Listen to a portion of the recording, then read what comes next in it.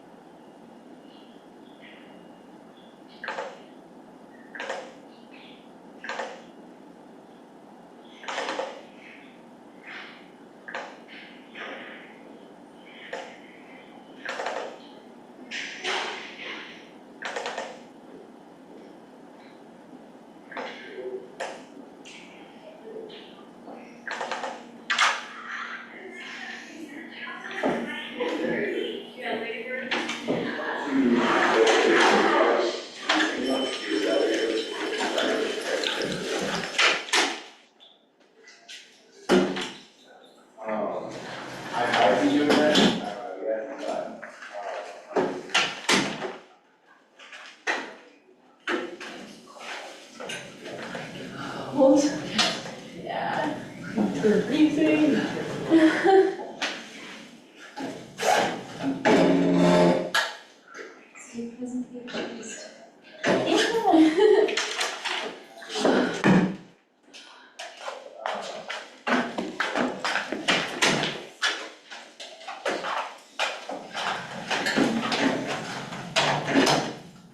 Good job, son.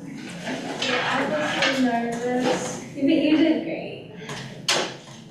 Did you do your lesson? Yeah. What'd you do? Swim now. Hey, I did join in well one of mine. Really? Abby's swimming. Do you think the water's back on? I didn't know it was on. So.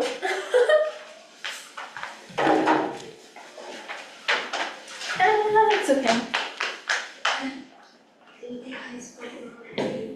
We did pretty good. Okay. I tried. But even I got kind of off for how that was. The Ambassador Hotel, Los Angeles, on June 5th, 1968, headquarters for the Robert Kennedy for President campaign. Victorious in the crucial California primary, Kennedy addresses an enthusiastic crowd in one of the hotel's ballrooms. Thanks to all of you, and now it's on to Chicago and let's win this. As he turned and went by me, he turned to the right toward the kitchen.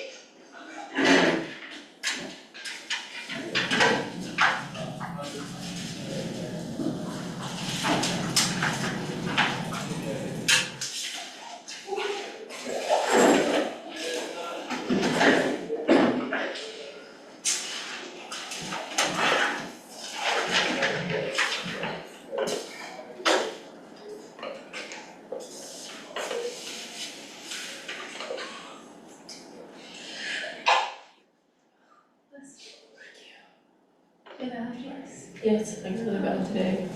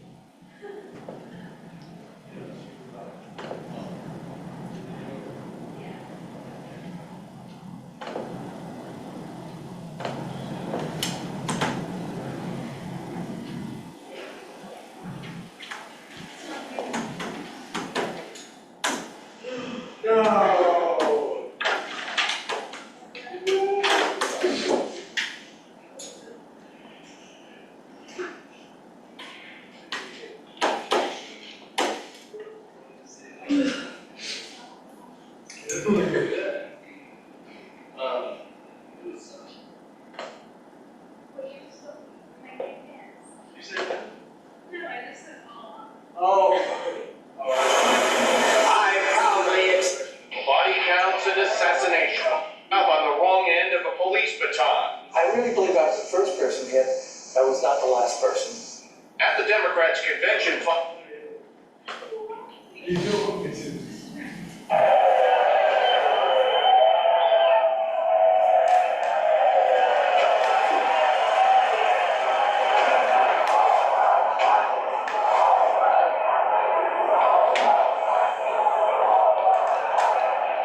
Members of the Youth International Party, Yippies they call themselves, converged on Chicago. They said they were there to protest the war, poverty, racism, and other social ills. Some of them were also determined to provoke a confrontation.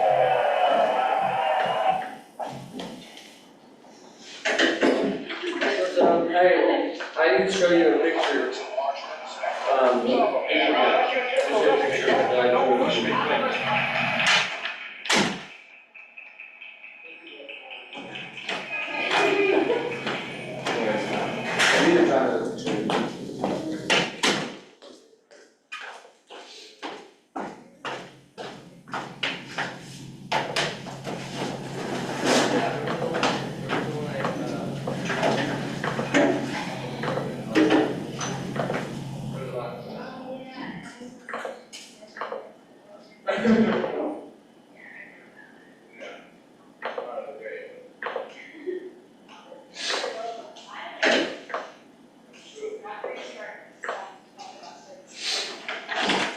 Really? So you want to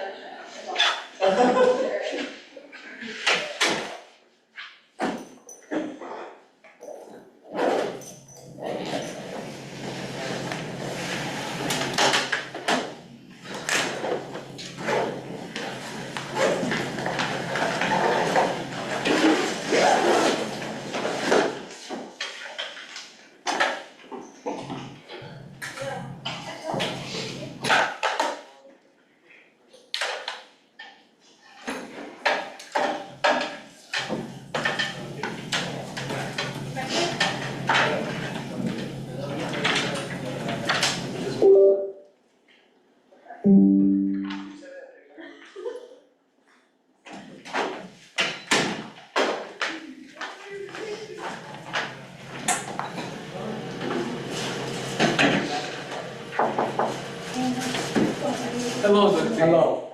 Did you see that lovely picture that was drawn over there?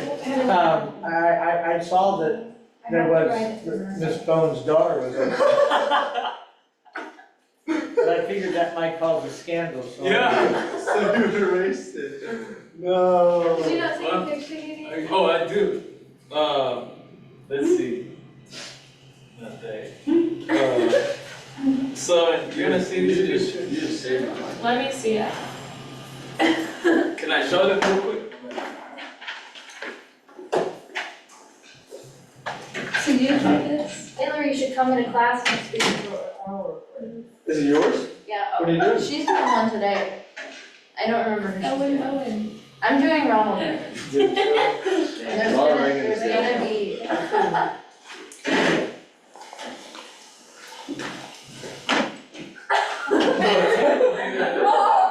It says follow Brit.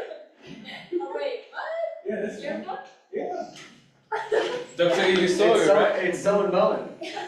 Good.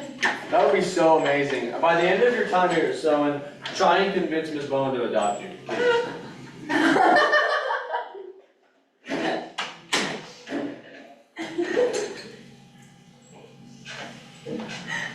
Here we are at Hoover Dam again. You can see you can see how far the lake is down.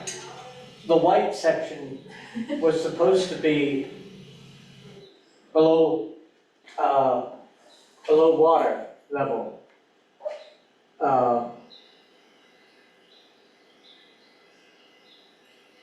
Yeah, that's at the Overlook Bridge. We were also down here.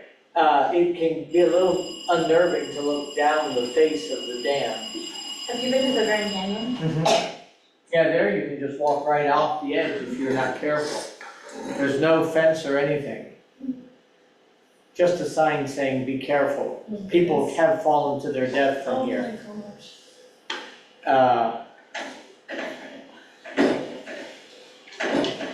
No testimonials. Okay, so today we're going to pick up where we left off, and after we have prayer, we're going to have our first oral report. So, how do you plan to? I have, I can connect to that board right there. Oh, all right. We'll, whether you want to be on this board or that board, we'll do that. That'll be fine. We'll let you do that. All right, so let's have prayer. Father, we thank you for your special presence in our lives and that you are helping each of us, and we pray you'll be with Olivia as she presents to us today the life of Lyndon Johnson, who we're studying about in our lesson. And we pray that you will continue to be with each of us as we study together about the history of the United States. In Jesus' name we pray, amen. All right.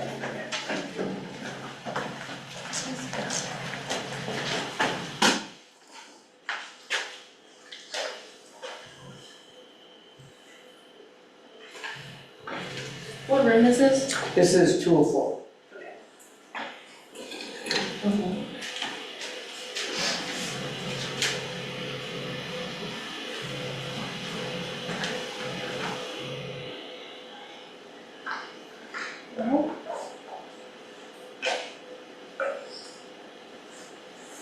I've got your thing on my email. If, Can I just use yours then, because I don't think my, oh wait, no, here we go. There we go. hopefully it'll work. I've not had too much success with that. But I use it for all my lesson plans. Okay. all right, there we go. Good. Yeah, great. Okay. So let's, we'll listen in. Okay, Lyndon B. Johnson. Okay, so Lyndon B. Johnson was born on August 27, 1908 in a three-room house in the hills of South Central Texas. On January 22, 1973, while taking an afternoon nap at the ranch, he suffered from a heart attack. He phoned for help but died in his room before assistance could reach him. He is buried at the place he felt most at home, which was his ranch. So his father was Sam Ely Marshall Jr., who was a businessman and member of the Texas House of Representatives, and Rebecca Baines Johnson was his mother. She was the daughter of state legislator Joseph Baines, and she had studied at Baylor Female College, Baylor University, and the University of Texas. So Lyndon's family often struggled to make a living. After graduating from high school in 1924, Johnson spent 3 years in a series of odd jobs before enrolling at Southwest Texas State Teachers College, which is now Texas State University in San Marcos. While pursuing his studies there in 1928 to 29, he took a teaching job at a Mexican-American school in Cotulla, Texas. Though his later work in state politics, Johnson developed close and enduring ties to the Mexican-American community in Texas, a factor that would later help the Kennedy-Johnson ticket to carry Texas in the presidential election of 1960. His career in Congress. In 1930, Johnson participated in the congressional campaign of Democrat Richard Kleberg, and upon Kleberg's election, he accompanied the new congressman to Washington, D.C. in 1931 as his legislative assistant. In 1934, in San Antonio, Texas, Johnson married Claudia Alta Taylor, known from childhood as Lady Bird. She was a much-needed stability in her husband's life, as well as a shrewd judge of people.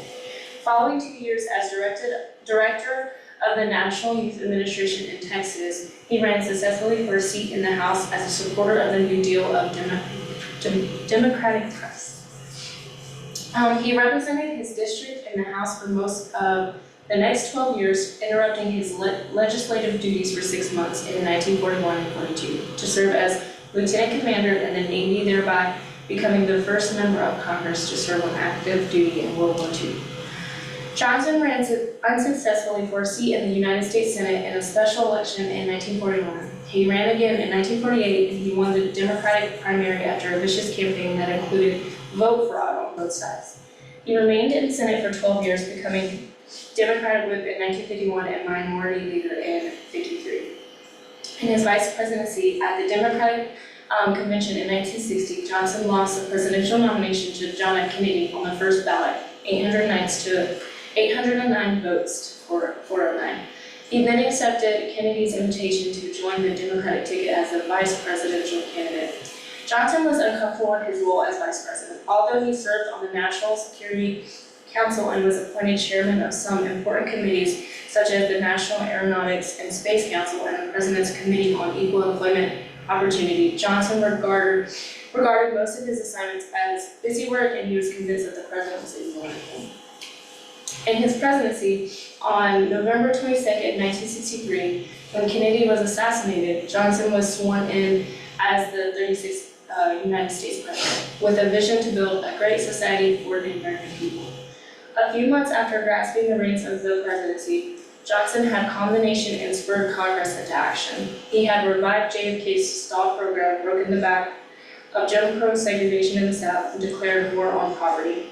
In 1964, Johnson won the presidency with 61% of the vote and had the widest popular margin in American history, more than 15 million votes. Johnson's Great Society. The Great Society was a political slogan used by Johnson to identify his legislative program of national reform. In his first State of the Union message after election in his own right, delivered on January 4th, 1965, he proclaimed his vision of a great society and pledged to redouble the war on poverty he had declared 1 year earlier. He called for an enormous program of social welfare legislation, including federal support for education, hospital care for the aged through an expanded Social Security program, and continued enforcement of the Civil Rights Act and elimination of the barriers to the right to vote. A majority of the new Congress elected Johnson in a Democratic landslide in November 1964, shared the president's vision, and almost all of the Great Society legislation was passed. His contributions to world history. Lyndon B. Johnson served as the 36th President of the United States. His Great Society was aimed at expanding civil rights, public broadcasting, access to healthcare, aid to education and the arts, urban and rural development, and public services.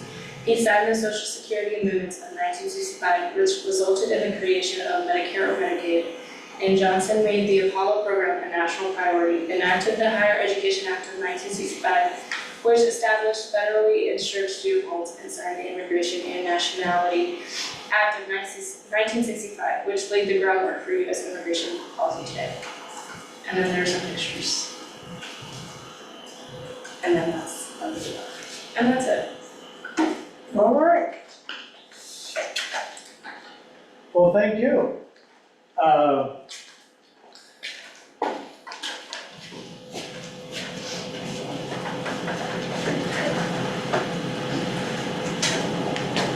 Okay, so today, we'll keep up with some of those same ideas. So, you mentioned his legislative agenda, and after he becomes president in his own right, he will initiate what was called the Great Society. And I will say that although a lot of what Johnson did was create a permanent underclass in America because of how these programs are structured, it was done with great intention on his part to really help people and lift them out of poverty, and some of the programs have done some good. The Great Society first initiated things like Medicare, basic health care for those over 65 years of age, the first federal aid for public education, not just for public schools, but national funding for public schools, and then also eventually other types of educational benefits, not initially, but eventually things like Pell Grant, student loans, and the like. Pell Grant was the invention of Senator Pell of Alabama. That's why they call it Pell Grant. Expanded federal aid for higher education with loans, promoted the arts through the National Endowment for the Humanities and the National Endowment for the Arts, environmental protection, preserved wilderness areas, and promoted clean water and clean air from auto emissions, which, by the way, really was needed because car exhaust was, at that time, especially with leaded gasoline and various other things, were really polluting the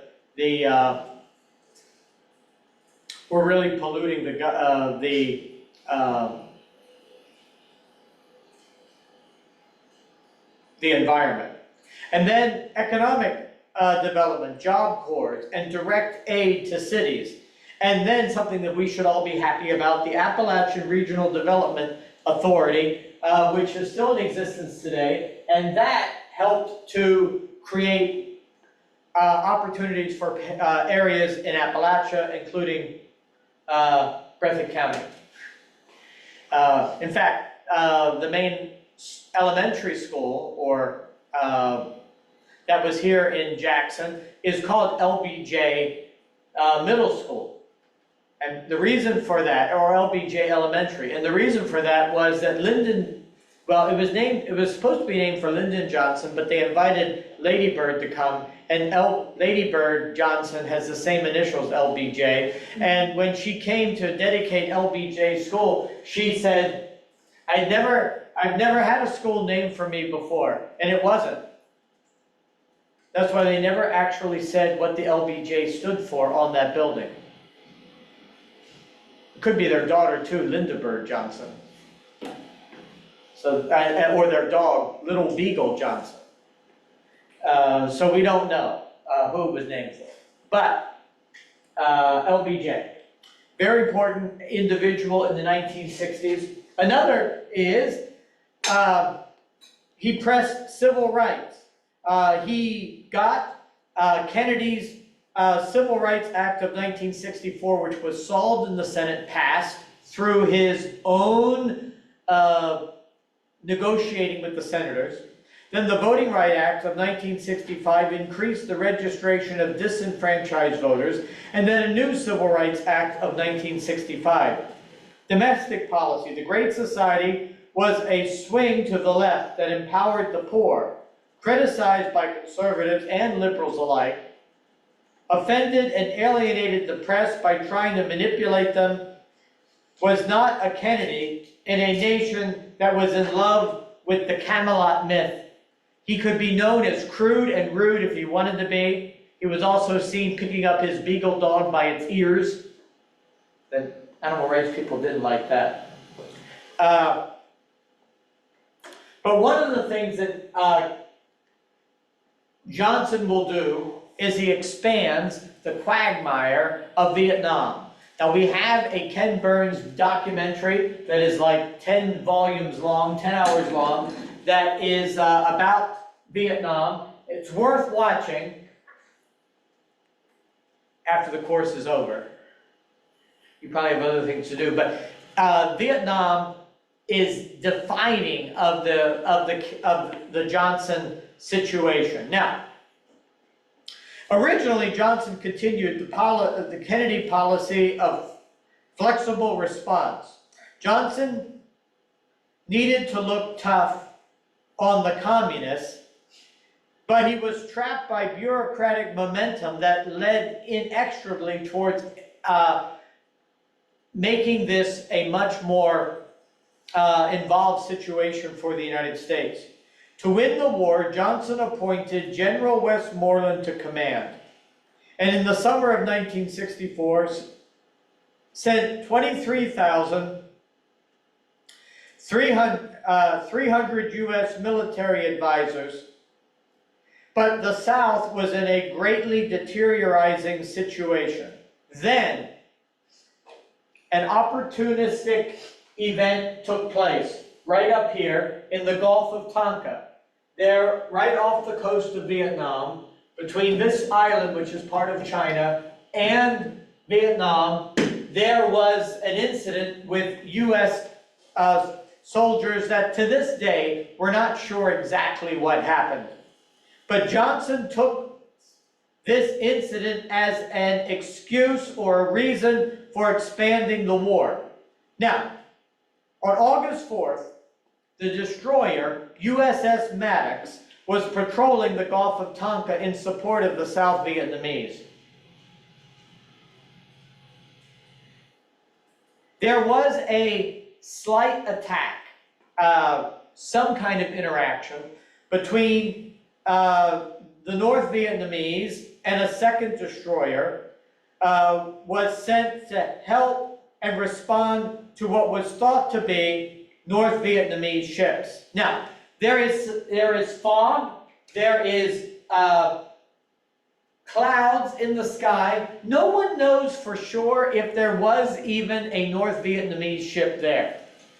But what is certain is there could have been just lightning strikes in the fog. We did shoot at what we thought was a North Vietnamese ship. But there's no evidence, none of the American ships were struck, no evidence of a projectile. But Johnson ordered retaliatory attacks and asked Congress for authorization to use force. This is what is known in history as the Gulf of Tonkin Resolution. It passed with only 2 no votes.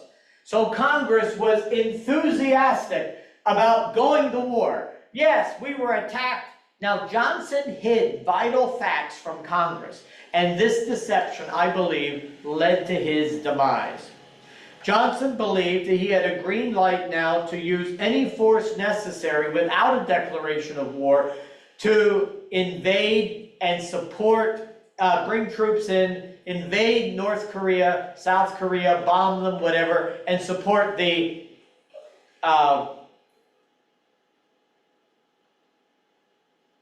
South Vietnamese.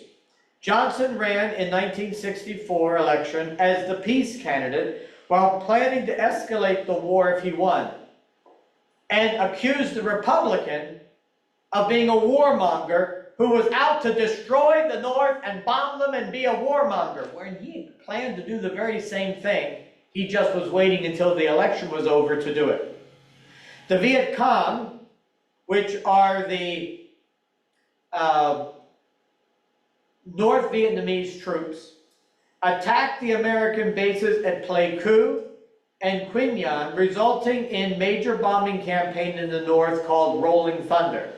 Johnson ordered the North, offered the North a $1 billion Tennessee Valley Authority-style development project to turn the river systems in the North into a multi-million-dollar economic development package for the Mekong Valley for peace, but the North refused.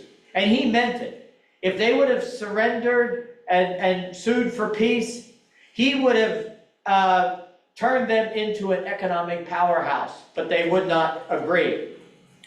Eventually, American troops would look for and attack the enemy anywhere in the South, increasing bombing in the South. Johnson did not assess the viability of the South or defend the goals of the war. He did not actually look and see if supporting the South was reasonable based on whether or not the South had any chance of surviving, which it really didn't.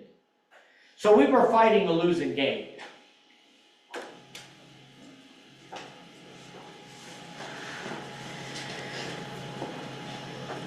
Eventually, the war dragged on and on and on and on and on and on and on into the 1970s. And Nixon will be elected president while the war is going on. Now, Johnson began to feel pressure because the war began to be unpopular. There were hawks. Those were those who wanted the war to continue, did not want to compromise with the communists. There were Republicans and Southern Democrats, and they felt that the advantage was the Americans and they should push for it. There were also doves. They believed the war was immoral, illogical, and counterproductive. The most important of these doves is this man right here, William Fulbright, Arkansas senator, who was a person who helped to launch the career of Bill Clinton. Other doves were Martin Luther King Jr., Benjamin Spock, and Muhammad Ali, the boxer. Quakers protester Norman Morrison burned himself in front of the Pentagon in protest of the war. I don't understand exactly why people do that. I just heard that someone set themselves on fire and killed themselves out in front of the trial where President Trump is on trial in New York. Thousands protested the war. But the real thing that hit was the Tet Offensive that happened during the Vietnamese special holiday called Tet. And it was the biggest and most sophisticated, coordinated attack of North Vietnamese military in the South. And they came through Laos and Cambodia into South Vietnam in various places.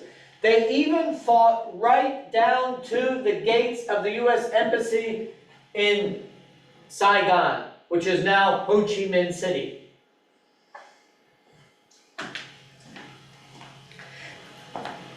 This fighting was intense, and right, as I mentioned, right up to the gates of the U.S. Embassy in Saigon. The communist forces were decimated by the end of the battle. So technically it was a military victory for the U.S. and the South Vietnamese, but because this war was broadcast on television for the first time, it was a public relations disaster for the war back home. Public's perception was that the war was not being won as easily as the military was saying, because the government was saying, we're winning, we're winning, we're winning, and then all of a sudden this coordinated attack takes place. Defense Secretary Robert McNamara resigned and was replaced by Clark Clifford. I love his name, Clark Clifford. The president would not escalate the war, even with the recommendation from the Army leadership. And the wise men, the group of advisors who had told him to get into the war in the first place, now recommended gradual disengagement from the war. Johnson believed that the people had turned against him. He had built so much into this. And he had told the people of South Vietnam, stand and fight, we're with you, at the beginning. Eventually, he decided not to run for re-election in 1968, even though he wanted to win and run another term so that he would be the longest serving president since Roosevelt. I'm not 100% sure if he would have lived through the end of his next term. He might have, but it was only by a couple of days based on the date that he died. Now, some people might ask the question, why did not the United States invade the North? I mean, we bombed the North in places until there was nothing left of it. But we never invaded the North militarily, and this is a question that may be on your mind. If not, you're still going to watch a video about it.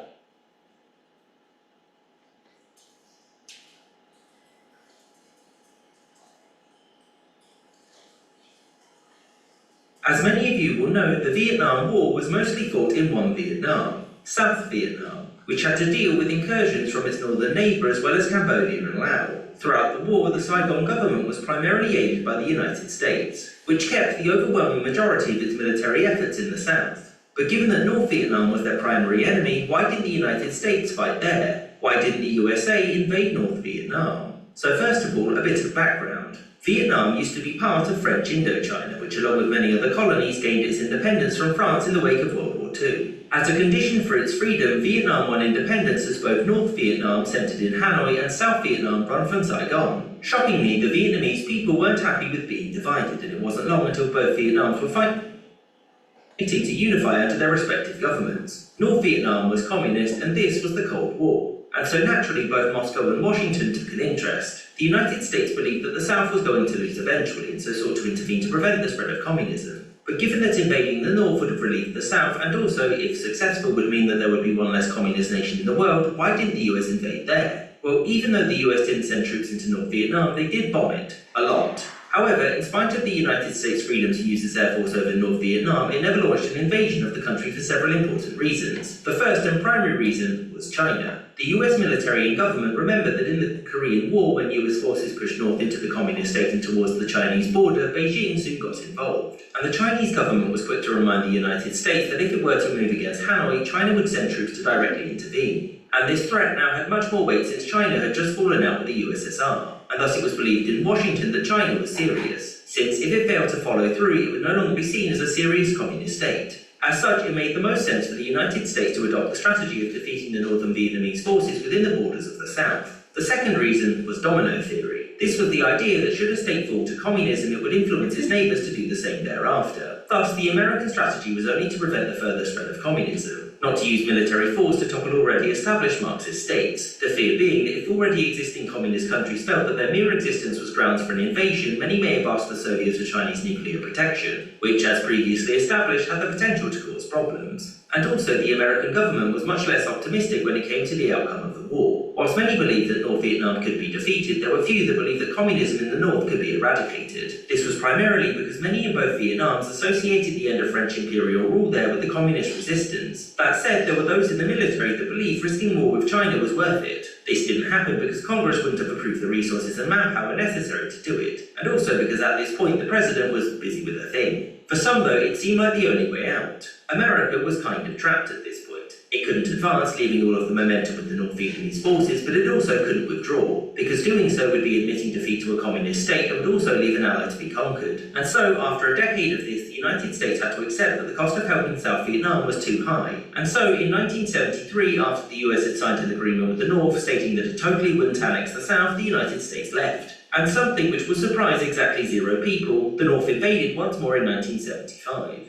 And soon the two Vietnams were reunited under a communist government. I hope you enjoyed this episode with a special thanks to my patrons, James Bizanet, Kelly Moneymaker, Korsha Wolf, Sky Chappelle, Katoitska, Alex Schwinn, Adam Stalter, Rod D. Martin, AF Firefly, Now, for whatever reason, I'm not sure, the sound continued, but the picture kind of froze up there for a while. I got to figure out why that happened. But anyway, you got the idea. The United States did not invade the North because they were afraid that doing so would create the opportunity for the Chinese to intervene personally in the North. And so they did not want that to happen because it was disastrous in during the Korean War when that occurred. Now, here's some other issues of globalism that we are recognizing here. Johnson stopped the communist takeover of the Dominican Republic. Johnson ordered the intervention of the military in Dominican Republic to stop a communist takeover of the island, seen as a violation of the Charter of the Organization of American States, where self-determination was seen as a goal, but he wanted to keep that country free. Then the 6-Day War. Anyone hazard a guess how long this war was? Olivia, do you think you know how long this war was? 6 days. 6 days, you're right. Now this war was when Israel used force to extend its borders. The UN pressured Israel to give up territorial gains in exchange for real guarantees of peace. And that's when Israel gave up the Sinai Peninsula, all except for the Gaza Strip, right here. Back to Egypt and the Golan Heights to Syria in exchange for a guarantee that they would not be invaded again. This was Israel's most successful war. In 6 days, they repelled the enemies and gained territory very impressive. Then the détente was begun, which I mentioned earlier in a previous lesson, which is a French word that means lessening of tension, an intentional process of bettering relations with the superpowers, the USSR, the United States, and Great Britain, and 58 other nations signed the Nuclear Non-Proliferation Treaty, which said that nuclear weapons would remain in the countries that have them, and the rest of the world would just do without. Now, Johnson would not seek another term as president. Anti-Johnson Democrats encouraged Robert Kennedy to run for president, someone who obviously was a Kennedy, and he and Johnson had a huge falling out. Kennedy, by this time, was the senator from New York, no longer the Attorney General. But he refused to run, was hesitant. And so another anti-war senator, this man, Eugene McCarthy, very happy looking man, he will run for president. He received 42% of the vote in New Hampshire to Johnson's 49.5. So Johnson wins, but that is not a very strong win. And this created the perception that the president was beatable.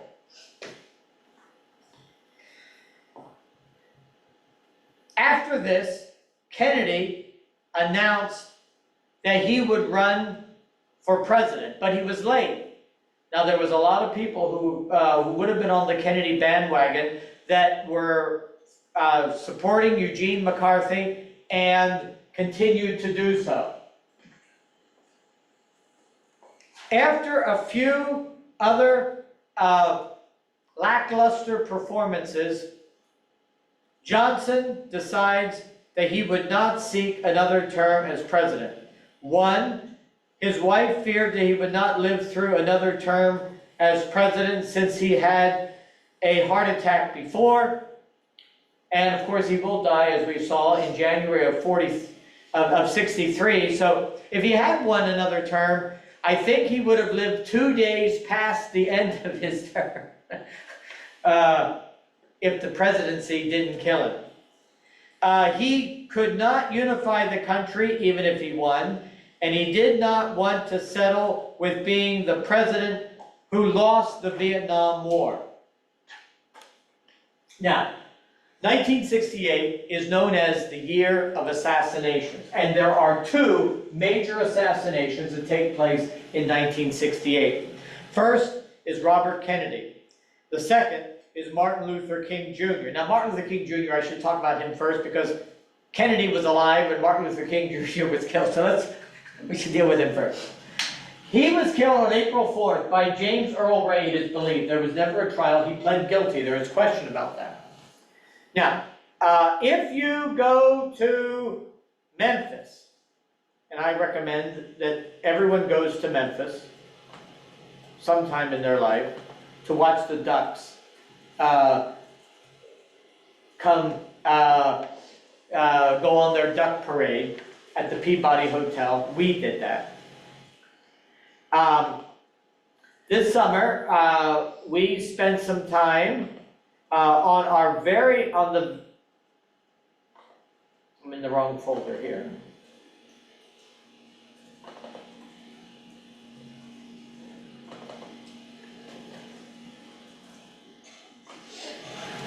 Okay, here we go. Pictures. Now this is at the place where Martin Luther King was assassinated. He was assassinated in '68. And Robert Kennedy was on the campaign trail in Indiana when the assassination occurred. And in fact, he called for peace in Indianapolis during the riots. And there were lots of riots. There was lots of bloodshed, killing, and property damage when King was assassinated. But not in Indianapolis. Now, this is the building right here, the boarding house, where the fatal shot was fired. Now, if you go there to the National Civil Rights Museum, you can get a tour through this door here. They'll open this up and let you in, and you can visit, you can stand in the actual room and look across where they believe the shot was fired, and these trees obstructed its view. It was a boarding house where it is thought that James Earl Ray was staying. But right across the street, and I don't know if I have a good picture that gives perspective here, this was a homeless man that we met while we were there. King was standing on the second balcony right outside of room 306, where that wreath is, and was shot in the face from a window across the street and killed almost instantly. This was one of the, this is, you can see how the cars would pull up and then go up. This was one of the few hotels in Memphis where African Americans were allowed to stay. He was there to organize a protest of sanitation workers, garbage men, due to living conditions and poor wages. That building there across the street was the police station. I mean, the police station was right there, and that's where he was shot. That's the name of the hotel. You can see Joy Berman in the pictures. It's called the Lorraine Hotel. That's a memorial there, memorial to various black leaders. And then that is another, that's like the office area of the hotel. They had a coffee shop and so forth. You can see here, they still have the sign out, coffee shop, chicken, steak, and seafood. It was an integrated restaurant where blacks and whites could come together, mostly blacks, but would come together there. Oh, this is inside the, this is where the Ducks live, if anyone's interested, that go to the Duck Motel. But anyway, here are pictures of the actual event. That picture was taken of King just before he was shot. And here he is, shot, laying on the ground. And they're pointing, the men that are with him were pointing across the street to the place where the bullet came from. He went there to Memphis to organize the Poor People's Campaign to unite all poor blacks, white and Hispanic, in a coalition to win sympathy from the white middle class. James Earl Ray was eventually caught and arrested trying to flee the United States to the UK at an airport. Later on, Robert Kennedy is shot. Robert Kennedy entered the Democratic primary late as an anti-war candidate, supported by the anti-war liberals, African Americans, the poor, the working class, and Catholics. Followed a solid victory in the California primary, Kennedy was shot in the head by a Jordanian immigrant, Sirhan Sirhan, on June 4th.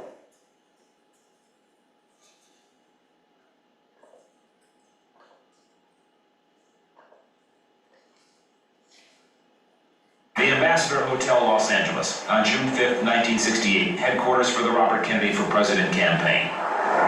Victorious in the crucial California primary, Kennedy addresses an enthusiastic crowd in one of the hotel's ballrooms. My thanks to all of you, and now it's on to Chicago, and let's win that. As he turned and Okay, this happened in '68.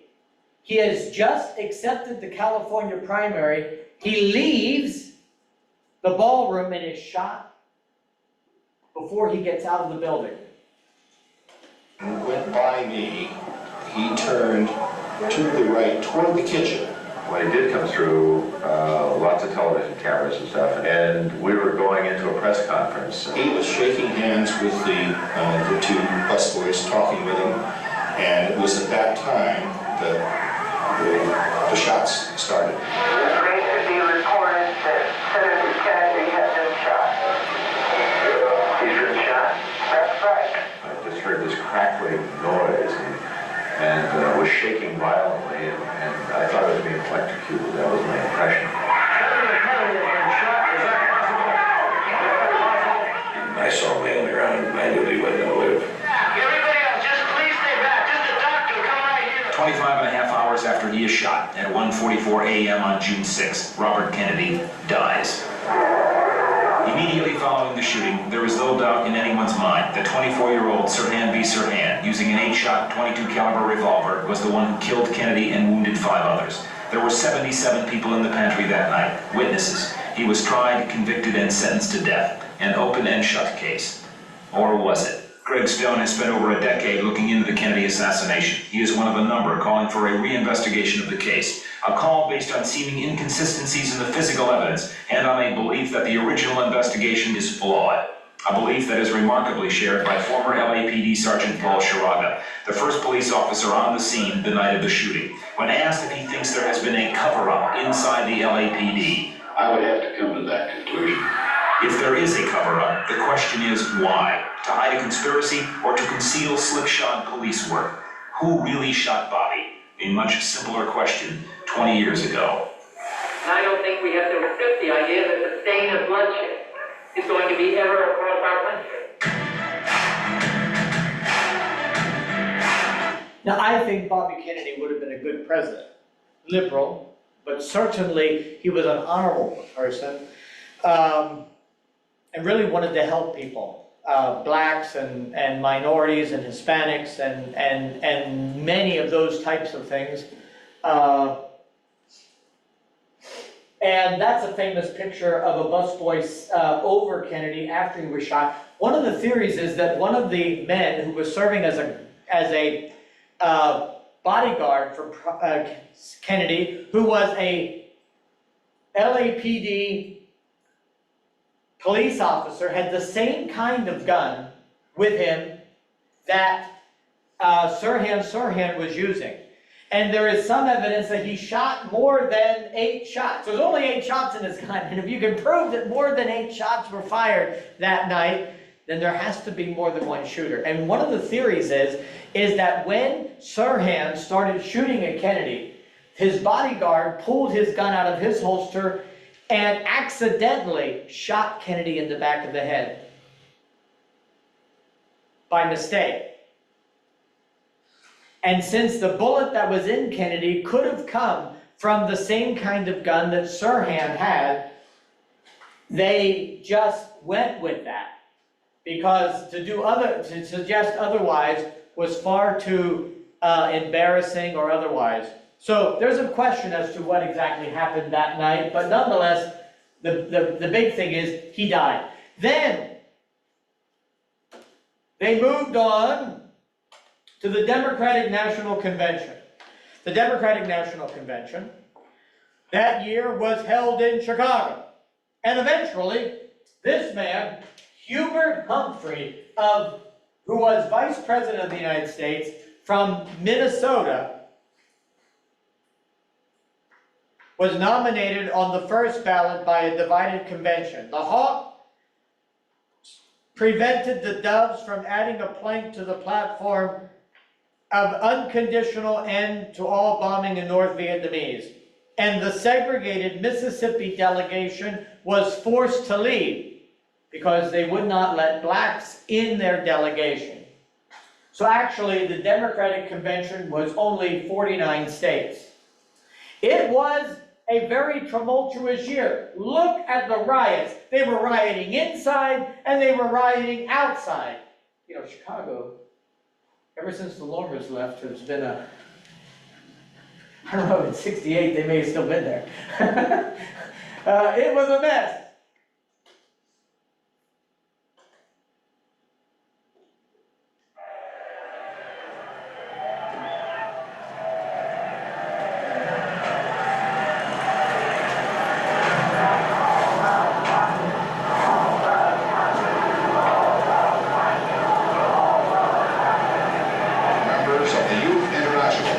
Hippies, they called themselves, converged on Chicago.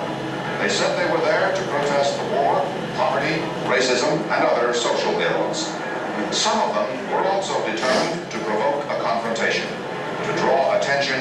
convention to the streets. Mayor Richard Daley vowed to keep it peaceful, even if it took force to keep the peace. He was backed by 12,000 police, 5,000 National Guardsmen, 7,500 regular Army troops.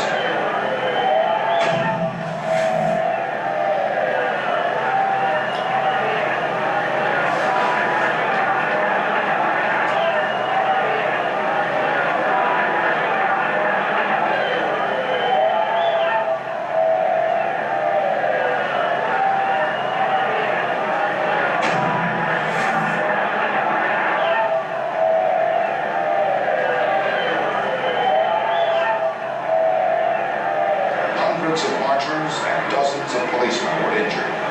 Restraint was absent on both sides. This was later called a police riot. During that frightful week, the demonstrators repeatedly tried to march on the site of the convention, the stockyards. Repeatedly, they were forced back. But even inside the convention hall, the virus of violence was pervasive. Dan Rather and Walter Cronkite of CBS News. Take your hands off of me. If you intend to arrest me, don't push me, please.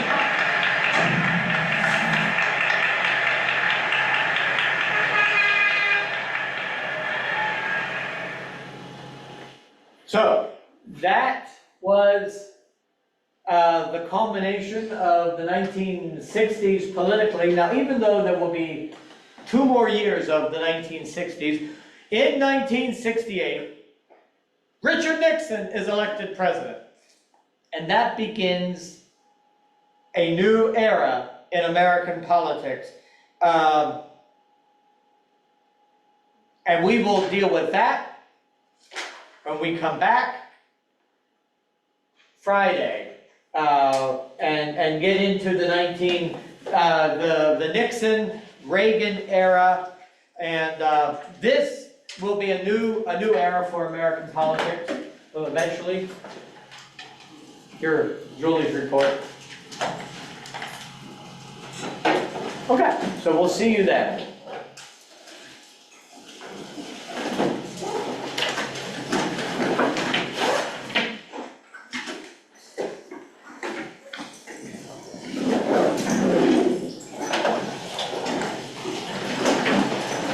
Thank you, Dr. Reed. Thank you, yes.